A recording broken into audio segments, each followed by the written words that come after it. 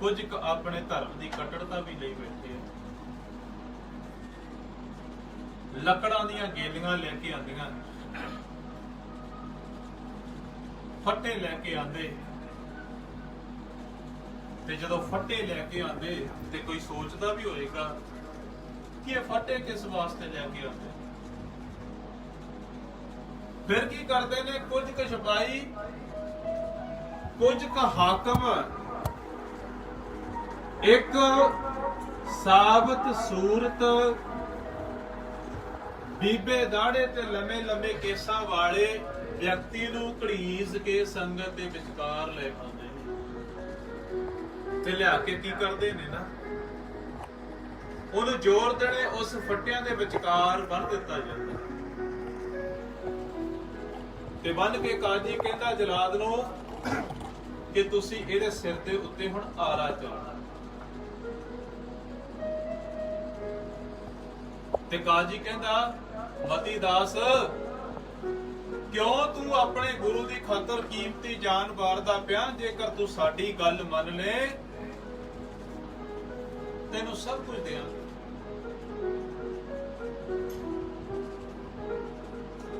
ਤੇ ਭਾਈ ਮਤੀ ਦਾਸ ਜੀ ਕਹਿੰਦੇ ਕੋਈ ਗੱਲ ਨਹੀਂ, ਮੇਰੇ ਗੁਰੂ ਦੇ ਪਿਆਰ ਤੋਂ ਸਭ ਕੁਝ ਕੁਰਬਾਨ ਹੈ। ਕਿਉਂਕਿ ਕਰਵਤ ਭਲਾ ਨਾ ਕਰਵਟ ਤੇਰੀ, ਲਾਗ ਗਲੇ ਸੁਨ ਬੇਨਤੀ ਤੇਰੀ। ਸੱਚੇ ਪਾਤਸ਼ਾਹ ਮੇਰੇ ਸਰੀਰ ਤੇ ਆਰਾ ਚੱਲ ਜੇ, ਪਰ ਮੈਂ ਨਹੀਂ ਚਾਹੁੰਦਾ ਕਿ ਤੂੰ ਮੇਥੋਂ ਮੁੱਖ ਮੋੜ, ਮੈਂ ਤੇਥੋਂ ਮੁੱਖ ਮੋੜ। ਤੇ ਜਦੋਂ ਜਲਾਦ ਨੇ ਆਰਾ ਖੋਪਰ ਦੇ ਉੱਤੇ, ਸੀਸ ਦੇ ਉੱਤੇ ਰੱਖਿਆ ਨਾ, ਤੇ ਭਾਈ ਮਤੀ ਦਾਸ ਜੀ ਕਹਿੰਦੇ ਰੁਕੋ ਰੁਕੋ ਰੁਕੋ।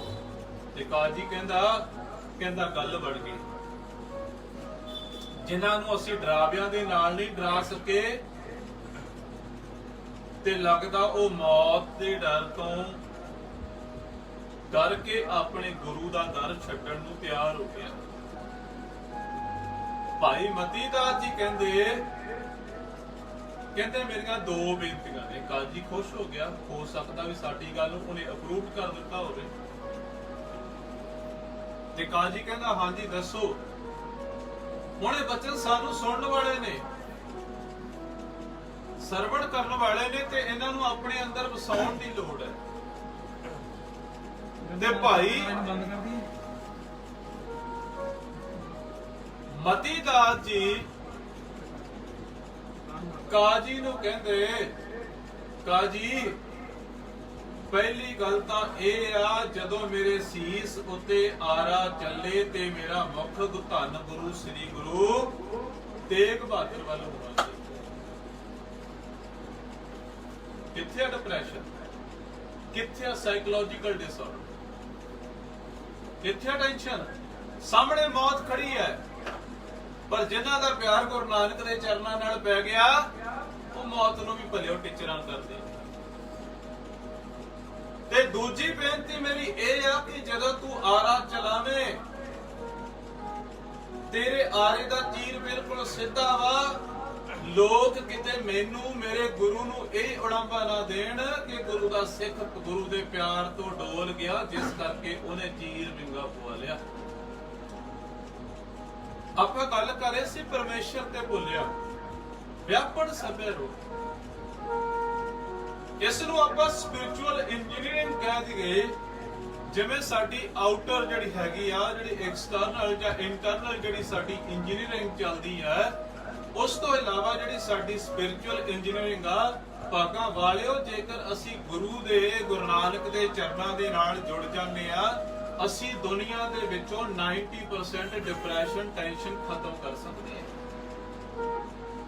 First of all we have to connected firstly. ਸਭ ਤੋਂ ਪਹਿਲਾਂ ਸਾਨੂੰ ਖੁਦ ਗੁਰੂ ਨਾਨਕ ਦੇ ਚਰਨਾਂ ਨਾਲ ਜੁੜਨਾ ਪਏਗਾ। ਘਰੇ ਬੈਠ ਕੇ ਤੁਸੀਂ ਜਪਜੀ ਸਾਹਿਬ ਦਾ ਪਾਠ ਕਰੋ, ਘਰ ਵਿੱਚ ਬੈਠ ਕੇ ਤੁਸੀਂ ਵਾਹਿਗੁਰੂ ਦਾ, ਧੰਨ ਗੁਰੂ ਨਾਨਕ ਦਾ ਸਿਮਰਨ ਕਰੋ। ਸਾਨੂੰ ਕਿੱਦਾਂ ਡਿਪਰੈਸ਼ਨ ਚੋਂ ਮੁੜ ਜਾਣਾ? ਇਹ ਸੱਚ ਹੈ ਕਿ ਅੱਜ ਕਹਿੰਦੇ ਕਹਾਉਂਦੇ ਸਮਾਜ ਦੇ ਐਸਟੈਬਲਿਸ਼ ਪਰਸਨੈਲਿਟੀਜ਼ ਜਦੋਂ ਉਹਨਾਂ ਨੂੰ ਦੇਖੀਦਾ ਨਾ, ਉਹ ਜ਼ਿੰਦਗੀ ਦੇ ਵਿੱਚ ਟੁੱਟੇ ਪਏ ਨੇ। ਕਿਉਂ? ਕਿਉਂਕਿ ਗੁਰੂ ਨਾਨਕ ਦੇ ਦਰ ਨਾਲੋਂ ਉਹ ਟੁੱਟੇ ਹੋਏ ਸੀ।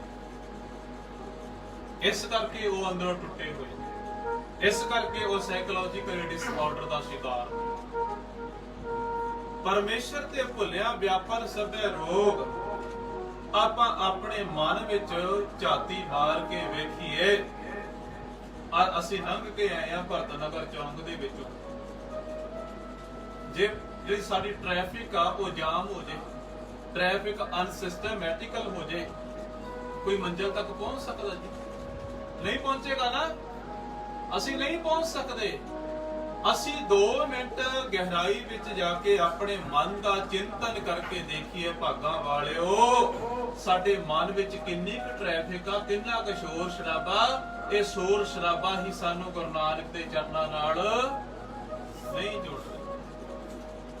ਕੋਸ਼ਿਸ਼ ਕਰਿਆ ਕਰੋ 5 ਮਿੰਟ ਬੈਠ ਕੇ ਨਾ, ਨੂੰ ਸੱਸ ਦੇ ਨਾਲ, ਭੈਣ ਭਰਾ ਦੇ ਨਾਲ, ਪਤੀ ਪਤਨੀ ਦੇ ਨਾਲ ਗੱਲਾਂ ਬਾਤਾਂ ਕਰਦਾ ਕਦੇ ਆਪਣੇ ਅੰਦਰ ਅਸੀਂ ਗਹਿਰਾ ਚਿੰਤਨ ਅਧਿਐਨ ਕਰਕੇ ਦੇਖੀਏ, ਅਸੀਂ ਕਿੰਨੇ ਕੁ ਅੰਦਰੋਂ ਵੀਰਾਨ ਆ, ਕਿੰਨੇ ਕੁ ਅੰਦਰੋਂ ਉਜੜੇ ਪਏ ਆ। ਗੁਰੂ ਨਾਨਕ ਆਵਾਜ਼ ਮਾਰ ਕੇ ਕਹਿੰਦਾ, ਸਿੱਖਾ ਤੂੰ ਅਕਾਲ ਪੁਰਖ ਦੇ ਨਾਲ, ਤੂੰ ਗੁਰੂ ਨਾਨਕ ਦੇ ਨਾਮ ਦੇ ਨਾਲ ਜੁੜ ਜਾ, ਤੇਰੇ ਅੰਦਰ ਖੇੜਾ ਆ ਜਾ। ਜਿੱਥੇ ਤੂੰ ਬੈਠੇਗਾ ਨਾ, ਬਾਬਾ ਨੰਦ ਸਿੰਘ ਜੀ ਮਹਾਰਾਜ, ਬਾਬਾ ਈਸ਼ਰ ਸਿੰਘ ਜੀ ਮਹਾਰਾਜ, ਜਿਨ੍ਹਾਂ ਦੇ ਭਟਕੇ ਹੋਏ ਮੇਰੇ ਵਰਗੇ ਗੁਰੂ ਨਾਨਕ ਦੇ ਦਰ ਦੇ ਨਾਲ ਟੁੱਟੇ ਹੋਏ ਦਰਸ਼ਨ ਕਰ ਲੈਂਦੇ ਸੀਗੇ ਨਾ, ਤੇ ਉਹ ਵੀ ਗੁਰੂ ਨਾਨਕ ਦੇ ਨਾਲ ਜੁੜ ਜਾਂਦੇ ਸੀ। ਤੇ ਕਦੇ ਦੂਸਰੇ ਨੂੰ ਵੇਖਦੇ ਆ ਜਿਹਨੂੰ ਦੇਖ ਕੇ ਸਾਨੂੰ ਔਗਣ ਚੇਤੇ ਆਉਂਦੇ ਆ। ਬਾਬਾ ਈਸ਼ਰ ਸਿੰਘ ਜੀ ਨੇ ਲਗਭਗ 7 ਲੱਖ ਤੋਂ ਉੱਪਰ ਪ੍ਰਾਣੀਆਂ ਨੂੰ ਗੁਰੂ ਨਾਨਕ ਦੇ ਦਰ ਨਾਲ ਜੋੜਿਆ। ਸਾਡੇ ਘਰ ਦਾ ਕੋਈ ਜੀ ਨਹੀਂ ਲੱਗਦਾ। ਕਾਰਨ ਕੀ ਸੀ? ਜਿਵੇਂ ਫੁੱਲ ਦੇ ਵਿੱਚੋਂ ਖੁਸ਼ਬੂ ਆਉਂਦੀ ਆ, ਬਾਬਾ ਆਨੰਦ ਸਿੰਘ ਜੀ, ਬਾਬਾ ਈਸ਼ਰ ਸਿੰਘ ਜੀ ਜਿੱਥੇ ਵੀ ਜਾਂਦੇ ਸਨ, ਉੱਥੇ ਗੁਰੂ ਨਾਨਕ ਦੇ ਆਵਾਜ਼ੇ ਆਪਣੇ ਆਪ ਹੀ ਆਉਣ ਲੱਗ ਜਾਂਦੇ ਸੀ, ਕਿਉਂਕਿ ਗੁਰੂ ਨਾਨਕ ਦੇ ਚਰਨਾਂ ਦੇ ਉਹ ਆਸ਼ਿਕ ਸੀ। ਜਿਨ੍ਹਾਂ ਦਸਨ ਦੜਿਆ ਦੁਰਮਤ ਬੰਦੇ ਮਿੱਤਰ ਅਸਾਨੜੇ ਸਹੀ, ਹੋਂਟ ਢੇਦੀ ਜਗ ਸਵਾਇਆ ਜਨ ਨਾਨਕ ਮਿਲੇ। ਇਸ ਕਰਕੇ ਭਾਗਾਂ ਵਾਲਿਓ, ਪਰਮੇਸ਼ਰ ਦੇ ਨਾਮ ਦੇ ਨਾਲ ਬੇਮੁਖ ਹੋਏ ਰਾਮ ਤੇ ਲੱਗਣ ਜਨਮ ਵਿਜੋਗ। ਜਿਹੜੇ ਅਕਾਲ ਪੁਰਖ ਜੀ ਦੇ ਨਾਲੋਂ, ਗੁਰੂ ਨਾਨਕ ਦੇ ਚਰਨਾਂ ਨਾਲੋਂ ਟੁੱਟੇ ਹੋਏ ਨੇ, ਉਹਨਾਂ ਦੀ ਜ਼ਿੰਦਗੀ ਦੇ ਵਿੱਚ ਵਿਛੋੜਾ ਤੇ ਵਿਜੋਗ ਦਾ ਐਸਾ ਹੀ ਸਿਤਮ ਚੱਲਦਾ ਪਿਆ ਹੈ ਕਿ ਉਹਨਾਂ ਦੀ ਜ਼ਿੰਦਗੀ ਜਿਉਂਦੇ ਜੀ ਨਰਕ ਬਣੀ ਹੋਈ ਹੈ। ਖਿਦ ਮੇ ਕੌੜੇ ਹੋਏ ਗਏ ਜਿਤੜੇ ਮਾਇਆ ਭੋਗ। ਮੀਰ ਮੰਨੂ ਦੀ ਜੇੜ ਵਿੱਚ ਖੰਨੀ ਖੰਨੀ ਰੋਟੀ ਨੂੰ ਵੀ ਵਾਹਿਗੁਰੂ ਜੀ ਦਾ ਸ਼ੁਕਰ ਕਰਕੇ ਖਾਣ ਵਾਲੇ ਸਿੱਖਾਂ ਦੇ ਅੱਜ ਬੱਚੇ ਵਾਰਿਸ। ਘਰਾਂ ਦੇ ਵਿੱਚ ਅਸੀਂ ਫਾਸਟ ਫੂਡ ਵੀ ਖਾਂਦੇ ਆ, ਚਾਈਨੀਜ਼ ਵੀ ਖਾਂਦੇ ਆ, ਕੰਟੀਨੈਂਟਲ ਵੀ ਖਾਂਦੇ ਆ, ਸਾਊਥ ਇੰਡੀਅਨ ਵੀ ਖਾਂਦੇ ਆ, ਇਟਾਲੀਅਨ ਵੀ ਖਾਂਦੇ ਆ। ਪਰ ਭਾਗਾਂ ਵਾਲਿਓ, ਇੰਨਾ ਕੁਝ ਖਾਣ ਦੇ ਨਾਲ, ਇੰਨੇ ਡਿਸ਼ਸ ਖਾਣ ਦੇ ਨਾਲ ਵੀ ਕੀ ਸਾਨੂੰ ਜ਼ਿੰਦਗੀ ਜਿਉਣ ਦਾ ਆਨੰਦ ਆਇਆ? ਨਹੀਂ ਆਇਆ। ਅਸੀਂ ਡਿਲੀਸ਼ੀਅਸ ਭੋਜਨ ਤਾਂ ਖਾ ਲੇ, ਪਰ ਸਾਡੀ ਜ਼ਿੰਦਗੀ ਦੇ ਵਿੱਚ ਡਿਲੀਸ਼ੀਅਸਨੈਸ ਨਹੀਂ ਹੈ। ਕਾਰਨ ਕੀ ਹੈ? ਅਸੀਂ ਅਕਾਲ ਪੁਰਖ ਜੀ ਦੇ ਨਾਮ ਦੇ ਨਾਲੋਂ ਟੁੱਟੇ ਹੋਏ ਹਾਂ। ਅਸੀਂ ਵਾਹਿਗੁਰੂ ਜੀ ਦੇ ਰਾਹ ਦੇ ਨਾਲੋਂ ਟੁੱਟੇ ਹੋਏ ਹਾਂ। ਅਸੀਂ ਵੀ ਇਹੀ ਉਪਰਾਲਾ ਕੀਤਾ ਕਿ ਬਾਬਾ ਈਸ਼ਰ ਸਿੰਘ ਜੀ ਪ੍ਰਚਾਰ ਮਿਸ਼ਨ ਦੇ ਥਰੂ, ਕਿਉਂਕਿ ਕਿਰਪਾ ਤਾਂ ਬਾਬਾ ਈਸ਼ਰ ਸਿੰਘ ਜੀ ਦੀ ਹੋਈ ਆ, ਕਿਉਂਕਿ ਠਾਠ ਈਸ਼ਰ ਸਰ ਵੜੈਚ ਮੇਰੇ ਮੁਰਸ਼ਿਦ ਮੇਰੇ ਸਾਈਂ ਬਾਬਾ ਈਸ਼ਰ ਸਿੰਘ ਜੀ ਦੀ ਮਹਿਰਾਮਤ ਸਦਕਾ ਹੀ ਉਹਨਾਂ ਦੀ ਰਹਿਨੁਮਾਈ ਹੇਠ ਚੱਲ ਰਹੀ ਹੈ। ਬਾਬਾ ਲਖਵੀਰ ਸਿੰਘ ਜੀ ਸੇਵਾ ਕਰ ਰਹੇ। ਸਾਡੀ ਸੇਵਾ ਲਈ ਬਾਬਾ ਲਖਵੀਰ ਸਿੰਘ ਜੀ ਦਾਸ ਦੀ ਸੇਵਾ ਲਈ, ਜਿਤਨਾ ਸਾਡਾ ਜਥਾ ਹੈ, ਸਾਡੀ ਸੇਵਾ ਲਈ ਕਿ ਤੁਹਾਡੀ ਸੇਵਾ ਇਹ ਆ ਕਿ ਜਿਹੜੇ ਗੁਰੂ ਨਾਨਕ ਨੂੰ ਟੁੱਟੇ ਹੋਏ ਆ ਨਾ, ਉਹਨਾਂ ਦੇ ਘਰਾਂ ਅੰਦਰ ਜਾ ਕੇ ਘਰ ਘਰ ਅੰਦਰ ਧਰਮਸ਼ਾਲ। ਹੁਣ ਆਪਾਂ ਬੈਠੇ ਆ ਨਾ, ਗੁਰੂ ਨਾਨਕ ਤੋਂ ਬਿਨਾਂ ਇੱਥੇ ਕਿਹੜੀ ਗੱਲ ਹੋ ਰਹੀ? ਗੁਰੂ ਤੋਂ ਬਿਨਾਂ ਇੱਥੇ ਕਿਹੜੀ ਗੱਲ ਹੋ ਰਹੀ ਹੈ? इस करके ਜਦੋਂ ਅਸੀਂ ਇਕੱਠੇ ਹੋ ਕੇ ਬੈਠ ਕੇ ਧੰਨ ਗੁਰੂ ਨਾਨਕ ਕਵਾਂਗੇ, ਸਾਡੀ ਜ਼ੁਬਾਨ, ਸਾਡੇ ਮਨ, ਸਾਡੀ ਜ਼ਿੰਦਗੀ ਦੇ ਅੰਦਰ ਗੁਰੂ ਨਾਨਕ ਦਾ ਵਾਸਾ ਹੋ ਜਾਏਗਾ। ਤੇ ਜਦੋਂ ਗੁਰੂ ਨਾਨਕ ਦਾ ਵਾਸਾ ਹੋ ਗਿਆ ਤੇ ਫਿਰ ਗੁਰੂ ਨਾਨਕ ਸਾਨੂੰ ਡੋਲਣ ਦੇਗਾ। ਫਿਰ ਗੁਰੂ ਨਾਨਕ ਨੇ ਆਪਣੇ ਆਪ ਹੀ ਸਾਡੀਆਂ ਝੋਲੀਆਂ ਭਰ ਦੇਣੀਆਂ। ਕਿਉਂ? ਕਿਉਂਕਿ ਜਦੋਂ ਅਸੀਂ ਬਾਂਹ ਗੁਰੂ ਨਾਨਕ ਨੂੰ ਬਣਾ ਦਿੱਤੀ ਤੇ ਔਖਤ ਵੇਲੇ, ਮੁਸ਼ਕਲ ਵੇਲੇ ਗੁਰੂ ਨਾਨਕ ਨੇ ਆਪਣੇ ਆਪ ਹੀ ਬਾਂਹ ਫੜ ਕੇ ਸਾਨੂੰ ਹਰ ਮੁਸ਼ਕਲ ਦੇ ਵਿੱਚੋਂ ਕੱਢਿਆ। ਜਾਪ ਕੋ ਮੁਸ਼ਕਲ ਅੱਧ ਬਣੇ, ਢੋਈ ਕੋਈ ਨਾ ਦੇ, ਲਾਗੂ ਹੋਏ ਦੁਸ਼ਮਣਾ ਸਾਖ ਵੀ ਭੱਜ ਪਲੇ, ਸਭੋ ਭਜੇ ਆਸਰਾ, ਚੂਕੇ ਸਭ ਸਰਾਓ, ਚਿਤ ਆਵੇ ਉਸ ਪਾਰ ਬ੍ਰਹਮ, ਲੱਗੇ ਨਾ ਤਤੀ ਵਾ, ਤਾਤੀ ਵਾਓ ਨਾ ਲੱਗ ਗਈ, ਪਾਰ ਬ੍ਰਹਮ ਸ਼ਰਨਾਈ। ਗੁਰੂ ਨਾਨਕ ਅਕਾਲ ਪੁਰਖ ਵਾਹਿਗੁਰੂ ਜੀ ਦੇ ਸ਼ਰਨ ਵਿੱਚ ਆ ਗਏ ਸੱਜਣਾ, ਕਿਦਾਂ ਤੈਨੂੰ ਤਤੀ ਵਾ? ਤੈਨੂੰ ਆਖੇ ਗੁਰੂ ਨਾਨਕ ਕੋਲੋਂ ਮੰਗਣ ਦੀ ਲੋੜ ਨਹੀਂ, ਗੁਰੂ ਨਾਨਕ ਨੇ ਤੇਰੀ ਝੋਲੀ ਪਹਿਲਾਂ ਹੀ ਭਰ ਦੇਣੀ। ਤੇ ਜਿਹੜੇ ਟੁੱਟੇ ਹੋਏ ਆ ਨਾ, ਉਹਨਾਂ ਦੀ ਲਗਜ਼ਰੀਅਸ ਲਾਈਫ ਦੇ ਵਿੱਚ ਵੀ, ਉਹਨਾਂ ਦੀ ਜ਼ਿੰਦਗੀ ਦੇ ਵਿੱਚ ਕੋਈ ਸੁੱਖ ਨਹੀਂ। ਉਹਨਾਂ ਦੀ ਲਾਈਫ ਬੜੀ ਟੇਸਟਲੈਸ ਹੈ। ਵਿੱਚ ਨਾ ਕੋਈ ਕਰ ਸਕੈ ਕਿਸ ਥੈ ਰੋਵੇ ਰੋਜ਼, ਫਿਰ ਕੋਈ ਵਿਚੋਲਾ ਨਹੀਂ ਬਣ ਸਕਦਾ। ਕਿਉਂਕਿ ਕੋਈ ਸਾਡਾ ਕ੍ਰਿਮੀਨਲ ਜਾਂ ਸਿਵਲ ਕੋਰਟ ਦਾ ਕੋਈ ਕੇਸ ਹੋਵੇਗਾ ਤਾਂ ਵਕੀਲ ਖੜਾ ਕਰ ਲਾਂਗੇ, ਐਡਵੋਕੇਟ ਹਾਇਰ ਕਰਕੇ ਜੱਜ ਕੋਲੇ ਪਹੁੰਚ ਕਰਾਂਗੇ। ਪਤੀ ਪਤਨੀ ਦਾ ਝਗੜਾ ਹੈ ਤੇ ਵਿਚੋਲਾ ਖੜਾ ਕਰ ਲਾਂਗੇ। ਪਰ ਜਦੋਂ ਅਸੀਂ ਰੱਬ ਜੀ ਗੁਰੂ ਨਾਨਕ ਦੇ ਚਰਨਾਂ ਨਾਲ ਟੁੱਟ ਗਏ, ਫਿਰ ਕੋਈ ਵਿਚੋਲਾ ਨਹੀਂ ਬਣੇਗਾ। ਵਿਚੋਲਾ ਕੌਣ ਬਣੇਗਾ? ਪੂਰਨਮਾਨ। ਉਹ ਸਾਨੂੰ ਕਹੇਗਾ ਕਿ ਆ ਜਾ, ਤੈਨੂੰ ਮੈਂ ਗੁਰੂ ਨਾਨਕ ਨਾਲ ਮਿਲਾਵਾਂ। ਕਿਉਂਕਿ ਗੁਰੂ ਨਾਨਕ ਨੇ, ਜਿਵੇਂ ਨਾ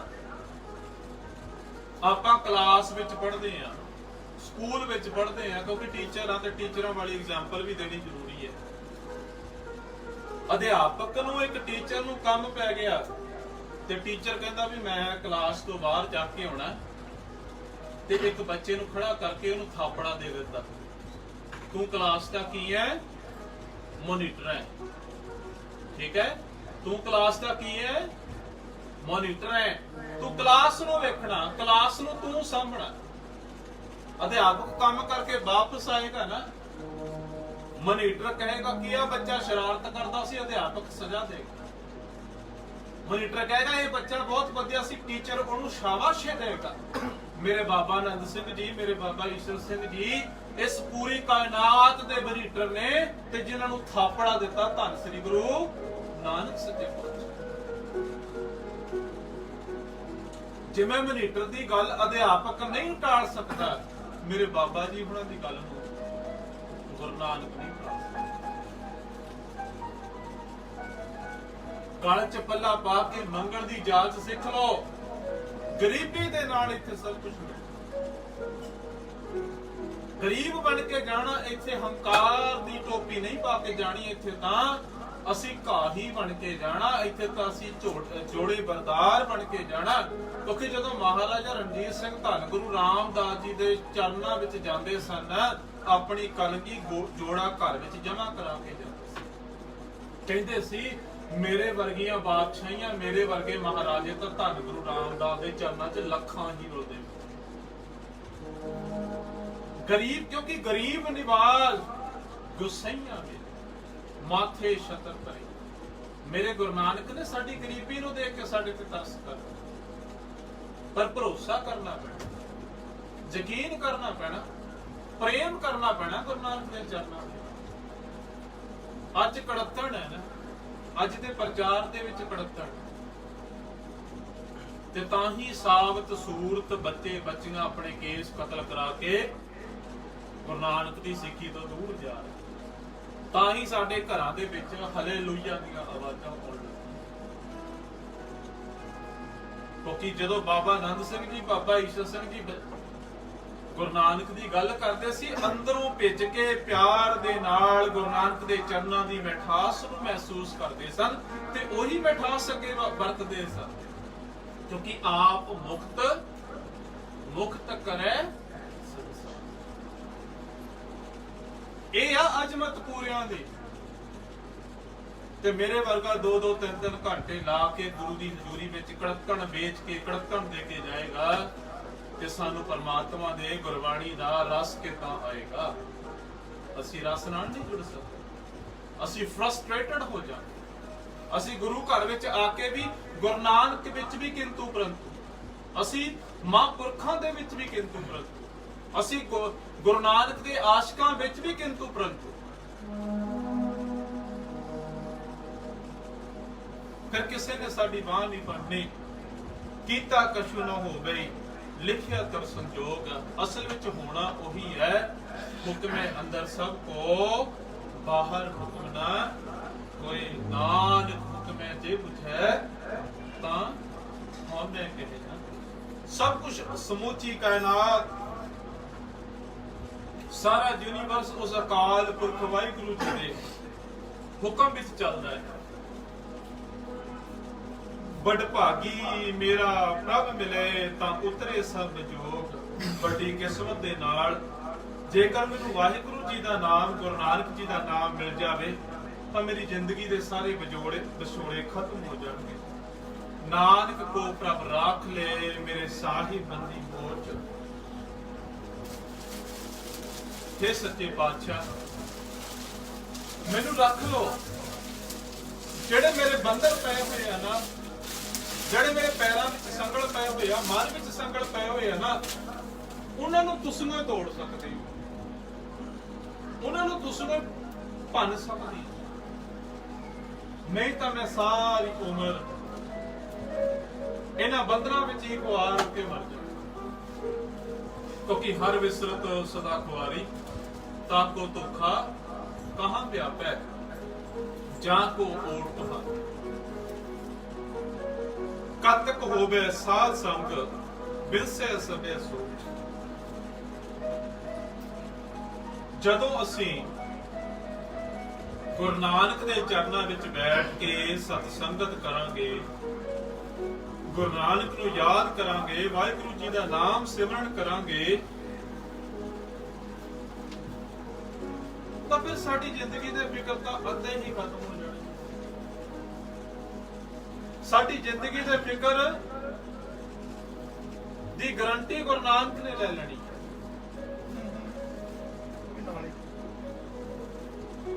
ਸਾਡੀ ਹਰ ਇੱਕ ਫਿਕਰ, ਸਾਡੇ ਹਰ ਇੱਕ ਡਿਪਰੈਸ਼ਨ ਦੀ ਗਾਰੰਟੀ ਗੁਰੂ ਨਾਨਕ ਨੇ ਲੈ ਲੈਣੀ ਹੈ। ਪਰ ਹੋਵੇਗਾ ਕਿਦਾਂ? ਕਤਕ ਹੋਵੇ ਸਾਧ ਸੰਗਤ ਬਿਲਸੇ ਸਭੇ ਸੋਚ।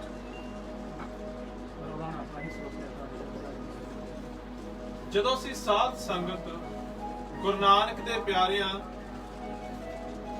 ਗੁਰਮੁਖ ਜਨਾਂ ਦੀ ਸੰਗਤ ਕਰਾਂਗੇ, ਮਹਾਂਪੁਰਖਾਂ ਦੀ ਸੰਗਤ ਕਰਾਂਗੇ, ਜਿੱਥੇ ਬੈਠ ਕੇ ਗੁਰੂ ਨਾਨਕ ਦੀ ਗੱਲ ਹੋਏਗੀ, ਜਿੱਥੇ ਬੈਠ ਕੇ ਅਕਾਲ ਪੁਰਖ ਜੀ ਦੇ ਨਾਮ ਦੀ ਗੱਲ ਹੋਏਗੀ, ਫਿਰ ਸਾਡੀ ਜ਼ਿੰਦਗੀ ਦੇ ਵਿੱਚੋਂ ਫਿਕਰ, ਫਾਕੇ, ਤੌਖਲੇ ਸਭ ਖਤਮ ਹੋ ਜਾਣਗੇ।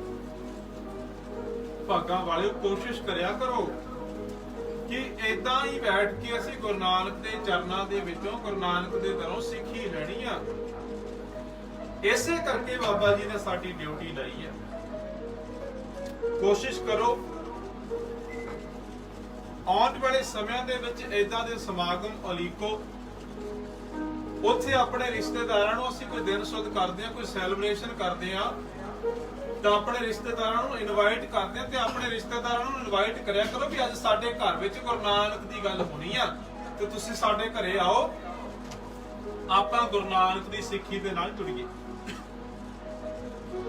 ਤੇ ਫਿਰ ਸਾਨੂੰ ਜ਼ਿੰਦਗੀ ਦੇ ਵਿੱਚ ਸਵਾਦ ਆਏ। ਆਓ ਗੁਰੂ ਨਾਨਕ ਤਰਸ ਕਰੇ, ਅਸੀਂ ਆਪਣੀ ਜ਼ਿੰਦਗੀ ਨੂੰ ਗੁਰੂ ਦੇ ਲੇਖੇ ਲਾ ਕੇ ਲੋਕ ਸੁਖੀ ਪਰਲੋਕ ਸੇਜੇ ਕਰ ਲਈਏ। ਸੋ ਇੰਨੀਆਂ ਕੁ ਬੇਨਤੀਆਂ ਪ੍ਰਵਾਨ ਕਰੇ ਗੁਰੂ ਨਾਨਕ, ਤਰਸ ਕਰੇ ਮੇਰਾ ਸਾਈਂ। ਬਾਬਾ ਜੀ ਮਿਹਰ ਕਰਨ, ਇਸੇ ਤਰ੍ਹਾਂ ਅਸੀਂ ਗੁਰੂ ਨਾਨਕ ਦੇ ਚਰਨਾਂ ਨਾਲ ਜੁੜੇ ਰਹੀਏ। ਬੋਲਾਂ ਚੁੱਕਾਂ ਦੀ ਖਿਮਾ। ਬਹੁਤ ਬਹੁਤ ਧੰਨਵਾਦ ਸਮੁੱਚੇ ਪਰਿਵਾਰ ਦਾ, ਜਿਨ੍ਹਾਂ ਨੇ ਗੁਰੂ ਨਾਨਕ ਦੀਆਂ ਹਰ ਕੀਆਂ ਬਾਤਾਂ ਸੁਣ ਤੇ ਸਰਵਣ ਕਰਨ ਤੇ ਕਰਾਉਣ ਲਈ ਘਰ ਵਿੱਚ ਇੱਕ ਛੋਟਾ ਜਿਹਾ ਸਮਾਗਮ ਰੱਖਿਆ। ਕੋਸ਼ਿਸ਼ ਕਰੀਏ ਵੱਧ ਤੋਂ ਵੱਧ ਸੰਗਤ ਆਵੇ, ਵੱਧ ਤੋਂ ਵੱਧ ਇਦਾਂ ਦੇ ਪ੍ਰੋਗਰਾਮ ਅਲੀਕੀਏ ਤਾਂ ਕਿ ਗੁਰੂ ਨਾਨਕ ਦੇ ਤਰਸ ਦੇ ਪਾਤਰ ਬਣ ਸਕੀਏ। ਸੋ ਬੁਲਾਓ ਫਤਿਹ। ਵਾਹਿਗੁਰੂ ਜੀ ਕਾ ਖਾਲਸਾ, ਵਾਹਿਗੁਰੂ ਜੀ ਕੀ ਫਤਿਹ।